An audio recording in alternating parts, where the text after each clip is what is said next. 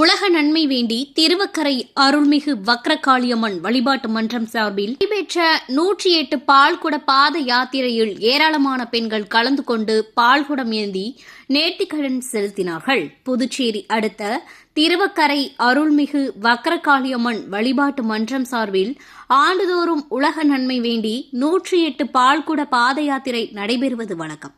அதன்படி 25ஆம் ஆண்டு பால்குட பாத யாத்திரை இன்று நடைபெற்றது.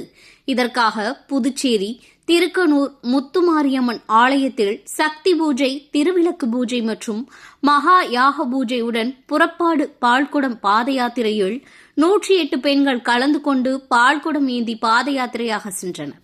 பாத யாத்திரையானது திருக்கனூரில் புறப்பட்டு 5 கிலோமீட்டர் தூரம் சென்று திருவக்கரை அருள்மிகு வக்ரகாளி அம்மனுக்கு பாலாபிஷேகம் நடைபெற்றது. இதில் ஏராளமான பெண்கள் கலந்து கொண்டு அம்மனுக்கு பால் அபிஷேகம் செய்து நேர்த்திக்கடன் செலுத்தினார்கள். தொடர்ந்து பாத யாத்திரையில் கலந்து கொண்ட பெண்கள் மற்றும் பொதுமக்களுக்கு அறுசுவை அன்னதானமும் வழங்கப்பட்டது. இந்த நிகழ்ச்சிக்கான ஏற்பாடுகளை ஊர் பொதுமக்கள், இளைஞர்கள் மற்றும் கோவில் நிர்வாகிகள் செய்திருந்தனர்.